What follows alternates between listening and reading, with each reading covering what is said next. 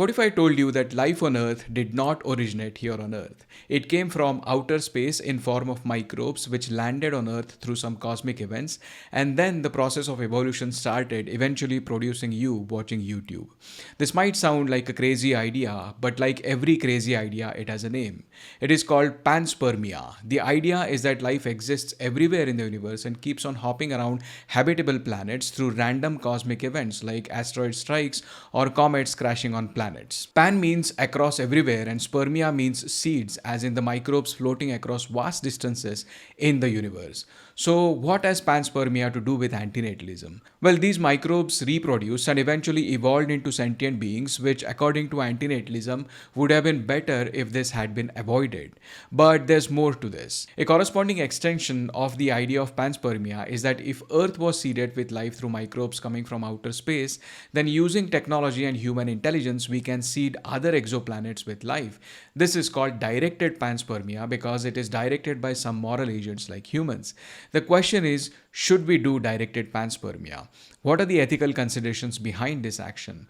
That is a question Asher Sorrell and Anders Sandberg ask in their paper To Seed or Not to Seed, estimating the ethical value of directed panspermia. The possibility of directed panspermia is becoming real as technologies improve. Solar sails could be used to accelerate small payloads towards nearby stars, where they could disperse vast number of micron-sized capsules, each containing millions of microorganisms to seed nearby planets. Gravitational slingshot is another way to hurl satellites outside of solar system for interstellar journeys. Now, interstellar travel, meaning traveling from one star to another or from one solar system to another, is far off in future, but technologies enabling such travel are improving as we speak. So the question of whether to do it or not is not just a thought experiment anymore. The authors consider two opposing views in this matter. On one view, life is intrinsically valuable. This view is called biocentrism. On another view, well-being or welfare of individuals is that what matters. This is called welfarism. Within biocentrism, that is life being valuable in and of itself, there are two reasons to promote possibility of panspermia. One could be that because life is so valuable, we should maximize this value, so we should try to produce and reproduce life as much as possible in the universe. So it makes sense to send microorganisms to other planets or even on asteroids in hope that they will thrive over there. The authors estimate that there are at least 300 million possible habitable planets just in our own galaxy, Milky Way. Secondly, if life is valuable, then it means we should try to preserve it as much as possible. And in case of mass extinction happening here on Earth or any such destructive events, we should have a backup elsewhere. So we should send out some form of seeds which will continue to flourish even if life here on Earth vanishes. On the welfarism view, however, there are some counter arguments which could oppose directed panspermia. Let's say we do panspermia and send out seeds of some life-forming organisms to other planets. On some of those planets, they germinate and start replicating on their own. After a few billion years, there is a possibility that they evolve sentience. We know that it has happened at least once in our history, so we can't deny a real possibility of it happening again.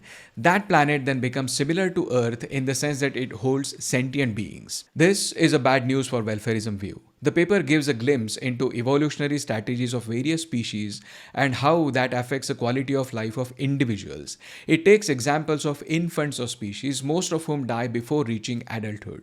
This is fairly common in the natural world here on Earth. The lives of such individuals are usually very short, and the manner of their deaths likely involves considerable amount of suffering, such as being eaten alive or dying from starvation, malnutrition, genetic defects, parasitism, among other causes. And this is no surprise because evolutionary processes are not concerned with optimizing individual well-being.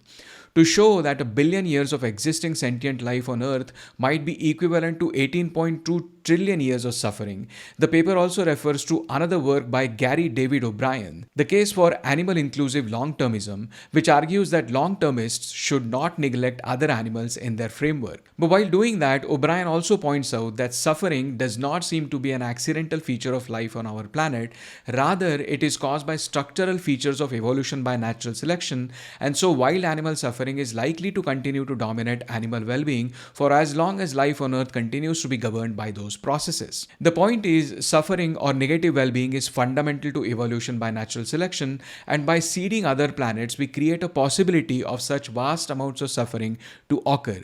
Therefore, on this view, we should not do panspermia, at least until we figure out a way of avoiding such possibility. So what should we do? On one hand, we have existential risk, which is called X risk, especially if we are the only life in the universe. On the other hand, there is a possibility of astronomical suffering, which is a massive S risk. Should we just start attempting directed panspermia, or should we wait to think properly about it? There is also cost of waiting, because as the universe expands, many galaxies exit our future light cone. As a result, we lose many exoplanets which we could have seeded instead of waiting. By the author's calculations, we lose on the order of 1 billion potentially habitable planets each year as a result of expansion of universe. Then there is one middle way. Don't start panspermia, but also work to develop a system similar to a dead man's switch to ensure that seeding takes place only in the event of Earth's imminent destruction. This is called life hand. This could be done with technology. We can have launch sites and interstellar probes which could spread seeds just on one command.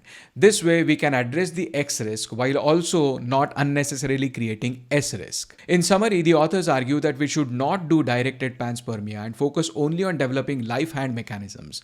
Also, given the potential to create astronomical suffering, the authors propose a moratorium on panspermia technologies, at least until we figure out the way to avoid this possibility. The paper does not talk about antinatalism, it does not even mention the word, but there are some interesting overlaps between antinatalism and some views expressed in the paper. One, seeding other planets with non-sentient organisms is a form of reproduction. But even then, given that these organisms or seeds are not sentient, there is no strong reason to oppose that on antinatalist grounds. The possibility of evolution of sentient beings from these benign seeds is where antinatalist reasons would come into picture. Should antinatalists oppose directed panspermia on this basis?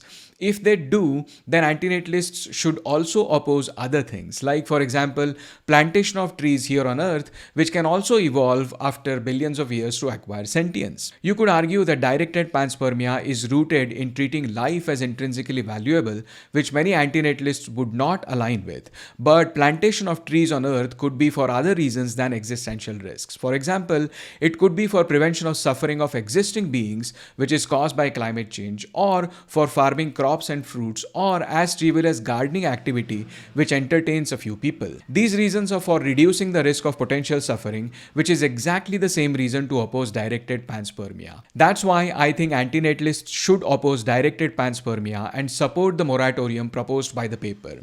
Having said that, I would appeal to caution here.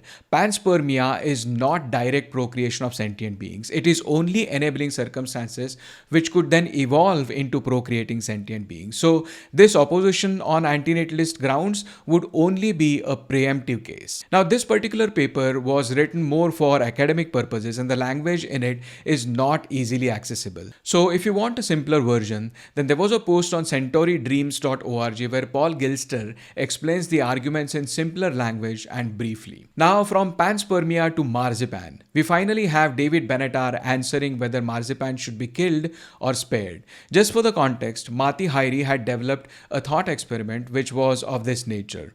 I have a pet guinea pig called Marzipan. I am the sole caretaker of Marzipan. Marzipan is living a good life right now. I am going to die before Marzipan for some reason. After my death, there will be nobody to care for her. So once I die, she will suffer. So in order to save her from future suffering, should I euthanize Marzipan before I die? Matti made 3 videos about this thought experiment on the Exploring Antinatalism podcast in order to explore what Better Never to Have Been would suggest we do in this case. And so there was curiosity built up about what David Benatar, author of Better Never to Have Been, himself would say about this, which happened this week through a discussion between Matti Hayry and David Benatar posted on Exploring Antinatalism podcast.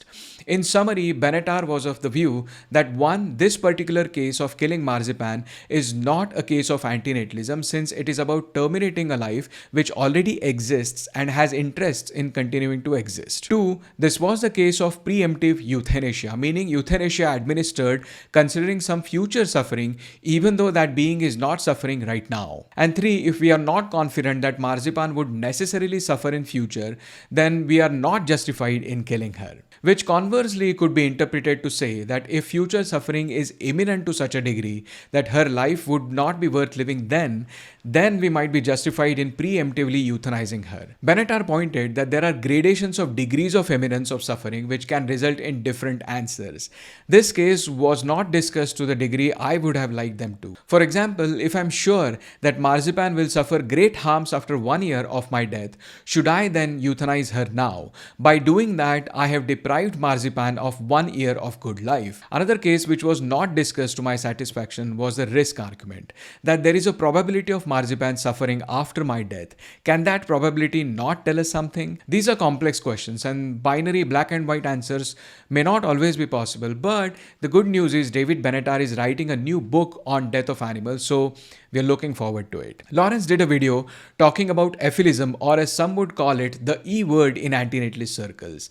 The video titled "The Ideology That Wants to End All Life" is a result of meticulous research on the topic and shows how one can handle controversial subjects. He covers various definitions of efilism, a little bit of history of efilism, and also its roots in philosophical pessimism, as well as the influence of Darwinian evolution on efilism. It is an engaging 33-minute video with many references from various authors and philosophers. Strangely though, he does not mention Inmendum, who originally coined this term.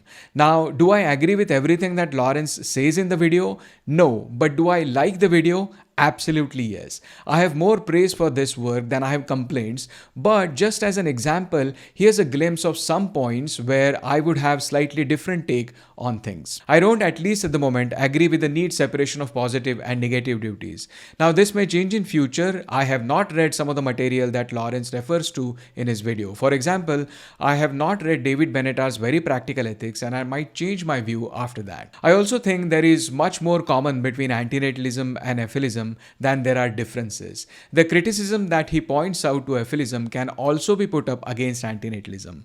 I am not saying that that nullifies those criticisms, but rather that they are in common with antinatalism. And some of the arguments that are used to defend antinatalism against those criticisms can also be used to defend efilism. Having said that, I very much liked what Lawrence has done and fully appreciate his work. In response to this, Matt, who has a channel called Life Sucks, made a video.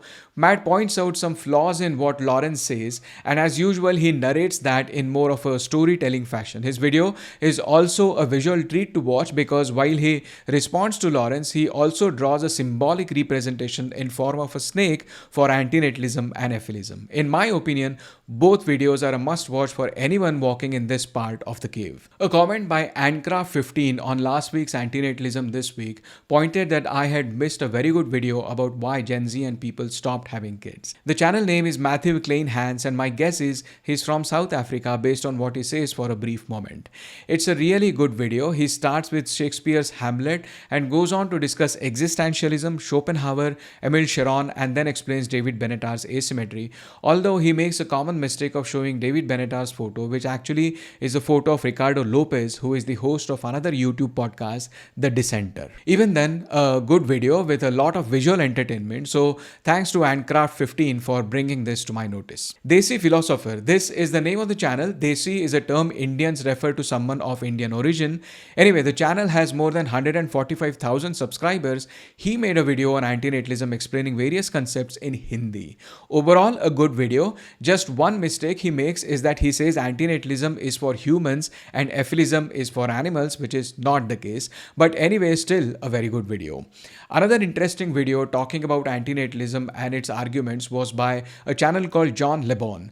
John goes through an article published on today.com, which was published a while ago and which we also covered here on ATW. He takes examples of cases from the article where parents regret having had their children. He also has a paid podcast where he has interviewed some people on the subject, but that is only for those who pay him. He also has a research-ish article about historical references of antinatalism, but that also is behind some kind of membership. Still a good video overall by someone who is not necessarily necessarily an antinatalist. Enjoy Philosophy is a philosophy group where they do meetups on philosophical topics. This time, they have arranged one such meetup to discuss David Benatar and antinatalism on 30th of March in Lisbon, Portugal. It could be that by the time you see this video, that meetup might have already happened. I will try to follow up on what was discussed, and if I get more information, I'll report back in the coming episode. For the upcoming events, International Antinatalism Day is on 9th April, and Lawrence will be doing a live session on that day. And finally, the Natal conference has happened in Austin, Texas, and there was also a protest organized against it by the Austin chapter of Students for Democratic Society. Whether the protest happened or not and what happened during the protest is something I have not been able to find. But we will start getting news about this closed door conference in upcoming days, which I think will be some fodder for our pronatalism this week subsegment. As always, thanks for watching.